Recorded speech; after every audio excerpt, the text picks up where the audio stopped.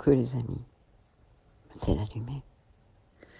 Bon, j'espère que tout le monde va super. On n'est pas là pour juste pour bosser, parler de nos traumas, nos machins, nos vies antérieures, la façon dont on est mort 10 milliards de fois, et papy et mamie, et tout ça, quoi. On est plutôt là pour vivre le présent, les amis.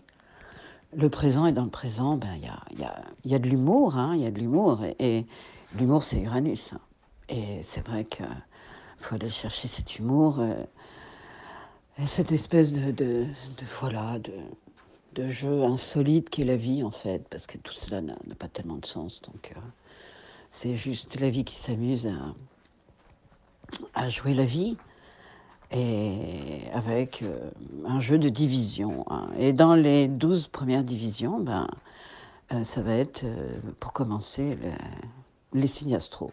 Donc, 12 sans expérience. C'est la première division de la conscience. Et c'est pour ça que moi, j'aime bien démarrer avec la licorne, les amis. Parce que, voilà, c'est une essence. Là, les bébés qui sont en train de naître, là, c'est des artistes, en fait. C'est des gens qui vont être empreints, qui vont être connectés à la beauté de Dieu. Qu'est-ce que la beauté? La beauté de la relation et la beauté du monde. La beauté de la matière, hein, la beauté de l'écriture, la beauté des sons, la beauté, quoi, mon Dieu. Tellement besoin. Et d'ailleurs, la Lune avec Neptune, là, dans cette éclipse qu'on a avec cette pleine Lune magnifique, je ne sais pas si vous l'avez vu hier, hein, waouh! Moi, hier soir, je sortis le chien, là, énorme, la Lune, énorme. Après, dans la nuit, elle était beaucoup plus loin, donc beaucoup plus petite, mais quand elle était... j'ai halluciné, quoi. J'ai dit, waouh! Ça faisait longtemps que je n'avais pas vu comme ça. La Lune, waouh! Énorme. Et c'est vrai qu'on a envie de se dire, ouais, mais je vais prendre un bain de Lune. Parce que voilà, toutes ces énergies, c'est vrai que quand même, on se sent pas bombardé, mais il y a quand même une puissance de lumière tellement importante. Je veux dire, bon, c'est vrai que le soleil, là, on est aveuglé. La lune, on n'est pas aveuglé, justement. Vous savez, la lune, elle est là pour tamiser les énergies archétypales de manière à ce qu'on ne crame pas sur place, en fait. Hein. Donc, waouh, c'était énergie, hier, hein, je trouve. Donc, voilà, je pars un peu dans tous les sens, les amis. Je parlais d'Uranus, l'humour, s'amuser. La conscience s'amuse, allons-y. Hein. C'est pas la croisière s'amuse, comme dit Alvira, c'est la conscience s'amuse. Et il y a comme une réflexion globale pour que ce Mercure qui s'amuse aussi, lui, à créer l'illusion. Alors, j'ai mis sur cette carto une zone d'influence qui est la zone éclipse, en fait, d'accord, compte tenu des acteurs en place. Alors, du côté de la Lune, on a bien sûr la conjonction Neptune-Lune. Bon, ce qui fait qu'il y a éclipse, c'est que la Lune se rapproche des nœuds. Hein, vous savez que les nœuds sud-nord, en fait, c'est le fait que se croise l'elliptique tracé de la Terre autour du Soleil qui croise le tracé de la Lune autour de la Terre, c'est ça. Et ça fait l'écliptique, ça dessine les deux points mathématiques, en fait, d'accord, du nœud sud-nord, qui sont une espèce de direction éthérique, comme ça, d'accord, forte. Et on en a déjà parlé, puisqu'on sait que le nœud sud est en balance, et que le nœud nord est en bélier, et qu'on en a déjà parlé pour revenir à une forme de laisser vivre, laisser être la vie. D'ailleurs, vous voyez, le fait que Mercure soit au milieu du signe de la Vierge, en face de Saturne. Saturne, c'est celui qui valide quelque chose. Et qu'est-ce qu'il souhaite valider, ce Saturne, en fait, qui est allé se fondre dans les grandes eaux du Poisson et qui, je l'ai dit plusieurs fois, nous connecte à la rien-ité, la présence du rien, comme en parle Luc Biget, cette espèce de siphon intérieur qui fait que quand on arrête d'être finalement instrumentalisé par Mercure, hein, Hermès, le fripon, on se connecte à tout parce que c'est en faisant ce travail de dissolution de l'ego d'accord, que l'on arrête d'empêcher la vie d'œuvrer, en fait, d'accord? Parce que moi je veux, moi je ne veux pas, moi je suis, moi je ne suis pas. Oui, mais moi, oui, mais moi, oui, mais moi je, moi je, moi je, moi je. Waouh, waouh, waouh. On le fout à sa place, à la niche. Et puis, peut enfin, dans ce signe de la Vierge, alors c'est vrai que la Vierge, j'en ai souvent parlé par rapport à la Lune, justement, en disant que c'était le maître ésotérique du point de vue de l'âme, la Lune de la Vierge, et que ça représentait le fait de porter le Christ, le fait aussi de réaliser le soi, le fait d'être complètement en symbiose entre la forme et la pensée, entre l'esprit et la matière. Eh bien, il y a aussi dans l'histoire des travaux d'Hercule, l'histoire du taureau de Crète avec la Vierge.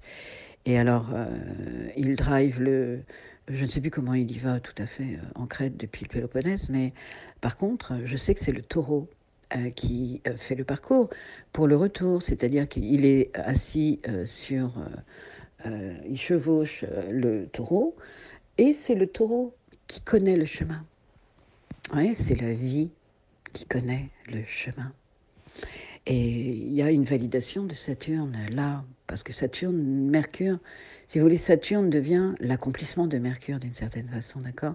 C'est-à-dire que quand il y a une conjonction, vous voyez, si Saturne et Mercure étaient conjoints tous les deux, il faudrait aller voir d'ailleurs qu'est-ce qui s'est passé à ce moment-là, tout ça. Eh bien, dans vos vies, d'accord? Si vous arriviez à voir quand Saturne était conjoint à Mercure. Là, il y avait comme une forme de... C'était la graine, c'était le potentiel, c'était l'espèce de jaillissement aussi qui représente le bélier. Mais quand il est en face, complètement en face, souvent les gens vont dire, les astrologues vont parler d'opposition en termes de conflit, de tiraillement, de chacun qui tire la couverture de son côté. Mais Luc Biget ne nous en parle pas comme ça. Lui, il parle de l'opposition comme le destin l'un de l'autre. D'accord? C'est-à-dire que Saturne est le destin de Mercure. C'est-à-dire que c'est comme une forme d'accomplissement. Et comme on sait que Saturne est celui qui valide, ben c'est une sorte de validation. Alors, comme Mercure est au milieu du signe de la Vierge, qu'est-ce qu'il valide? Ben, il valide ce Mercure qui, justement, a peut-être déposé les armes pour chevaucher ce taureau et laisser le taureau revenir sur la terre ferme. Voyez-vous? Et ainsi, alors, se connecter à Neptune, à la Lune, au nord, et puis laisser les énergies se œuvrer pour nous. Je n'ai pas la fin de ma phrase parce que je me suis paumée, mais c'est pas grave. Bref, je parlais de pourquoi la tache blanche de part et d'autre là sur la carto, c'est parce que, en fait, Saturne, qui est proche, qui est pas très éloigné, on va dire que la conjonction est acceptable de la Lune, de la conjonction Lune-Neptune, et que Neptune n'est pas très loin du nœud nord, et bien ça nous forme un package. Tout ça qui va nous donner une zone d'influence que nous allons conserver en mémoire. Les zones grises foncées de la carte, c'était l'ancienne éclipse, d'accord, et Chiron est au centre, mon Dieu, et on est dans la zone que Mercure avait fut un temps de rétrogradation, et Chiron est au centre de ça.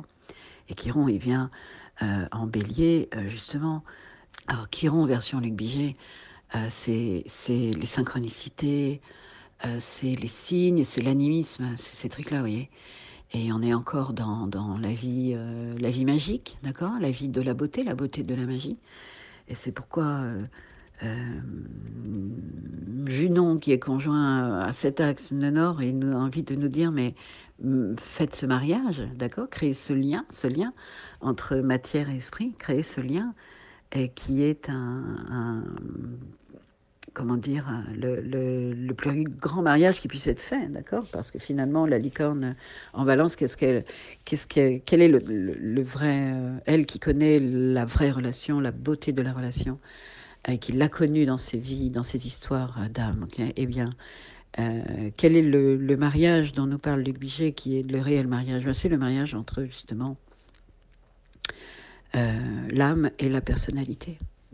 La personnalité et l'âme, c'est-à-dire que la personnalité, quand elle est complètement alignée, d'accord, comme on va dire la personnalité, c'est Hercule sur le taureau, et taureau, c'est l'âme, et voilà, on se laisse alors on ne se laisse pas traverser, parce que le fait de se laisser traverser suppose que nous sommes différenciés de cela. Et comme Mars est rentré en Cancer et qui nous parle de l'intimité, que probablement, en tout cas pour les bricoleurs, parce que la licorne, elle a pas mal joué entre la Vierge et la Balance, là. Et quand elle est en Vierge, ça nous parle aussi de l'ordre de Dieu. Et l'ordre de Dieu, quand on est bricoleur, on sait ce que ça veut dire. C'est-à-dire que si vous foutez le placo avant les gaines électriques, vous êtes dans la merde. Donc, l'histoire avec la Vierge, c'est l'ordre, mais pas l'ordre chiant comme tout le monde en parle, du côté organisé, machin. Oui, il y a un côté organisé, mais surtout l'ordre sacré, d'accord, le rituel en fait, ok, la ritualisation et la ritualisation du quotidien. Mars rentre en Cancer. Mars nous parle de mettre de l'énergie dans notre foyer. On continue, enfin moi, la bricoleuse que je suis, continue son délire, parce que Jupiter, là je vous ai raconté, la bétonnière et tout, moi j'étais complètement à fond, Jupiter c'est la bétonnière dans le jardin.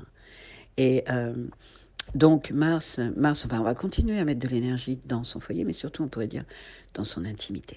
Okay, parce que Mars met de l'énergie dans l'intimité. Avec le Cancer, c'est vraiment le signe de l'intimité. Et quelqu'un comme, je l'ai déjà raconté, mais je le redis, quelqu'un comme Didier Weiss nous dit, vous savez, quand on dit I am that, je ne sais plus qui le dit, Ramana Maharshi ou je ne sais plus, eh bien, cela, c'est l'intimité. Nous sommes faits de cette matière même. Nous sommes dans l'intimité avec le réel. Et Luc Bichet le dit aussi, il parle de ça. Il dit l'intimité avec le réel. Donc, qu'est-ce que c'est que cet alignement âme-personnalité? Peut-être que c'est justement ça, s'aligner... c'est même plus s'aligner là, vous voyez, c'est être cette matière-là. Je suis cela. I am that. Alors, Pluton, qui est retourné en Capricorne pour une dernière fois, et qui va revenir, je ne sais plus quand, pour ne plus le quitter cette fois-ci, le Verseau, eh bien, en Capricorne, il contacte le dernier degré du Capricorne, donc c'est-à-dire vraiment un Capricorne mûr, mature, d'accord, et qui gère le Capricorne, c'est Saturne, donc ça nous renvoie aussi à cette équation-là, vous voyez. Et ce Capricorne est le travail qui est validé dans les 12 travaux d'Hercule lorsqu'il rencontre sa famille d'âme, lorsqu'il finalement a... comment dire, s'est laissé pousser par son destin, son futur, de la même manière que Hercule monte sur le taureau, c'est le taureau qui gère le chemin.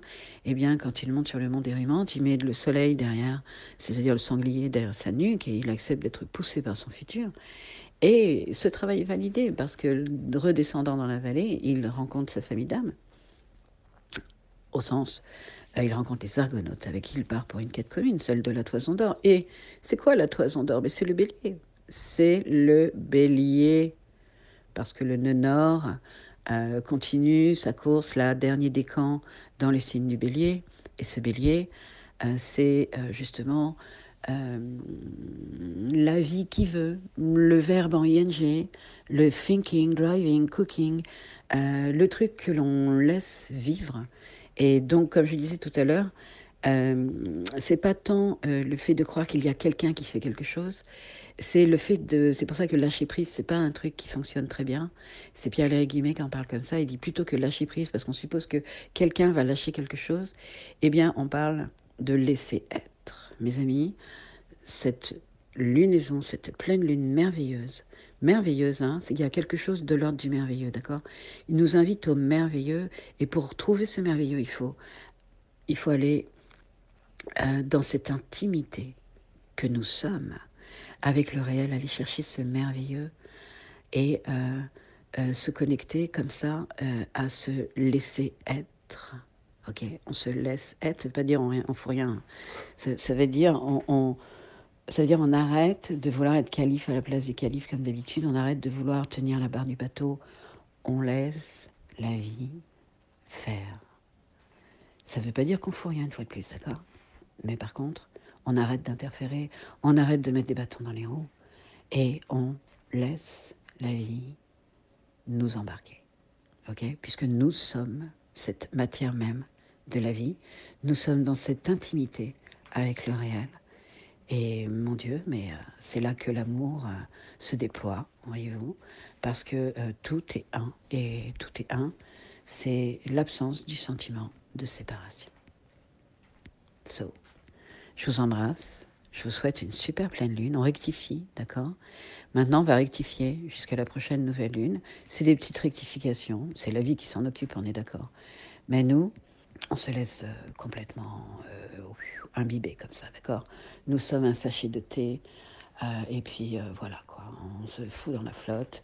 Et laissons l'eau et les grands courants qu'Uranus connaît très bien pour avoir nettoyé les écuries d'Augias en 24 heures. Pourquoi? Parce que plutôt, comme le dit encore Luc Béchier, plutôt que de jouer le coup de l'appel et du saut en mode psychanalytique, non, non, non, il évite de fleuve, le fleuve amour. Alors attendez, il faut que je retrouve ça. Ça va me prendre un petit peu de temps. D'ailleurs, quand on vit en campagne, on prend le temps, on apprend. On apprend vraiment à prendre le temps.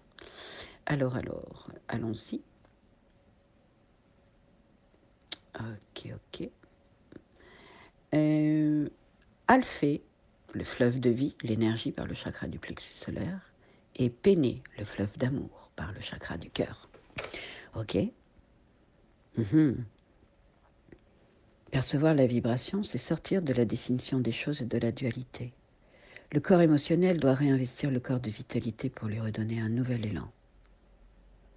Accepter de ressentir la puissance de vie et la puissance d'amour qui nous traverse et qui va bouleverser profondément les certitudes intellectuelles et la lumière que l'on pensait avoir acquise jusqu'à présent. Il nous dit aussi, c'est une voie d'accueil de la souffrance parce que j'accueille complètement la souffrance qui m'habite. Celle-ci se transforme en joie nécessairement. Plus on l'accepte, et moins c'est douloureux car la souffrance est simplement la marque de nos résistances à la souffrance. Désencombrer nos corps de souffrance. C'est le travail du Verseau. Hein. Les écuries d'Augias. Ok, parce que quand même, on sait que Pluton va rentrer dans le Verseau après. Bon, le mieux dans tout ça, moi, j'en ai un peu ras-le-bol de ces histoires de souffrance, des corps de souffrance et tout le bordel. On a envie de dire, putain, mais mettons-nous dans le présent, les amis, dans le présent. Tout est là. Donc, comme dirait Pierre-Léry Guimet, joyeux maintenant. Je vous embrasse. Bye bye.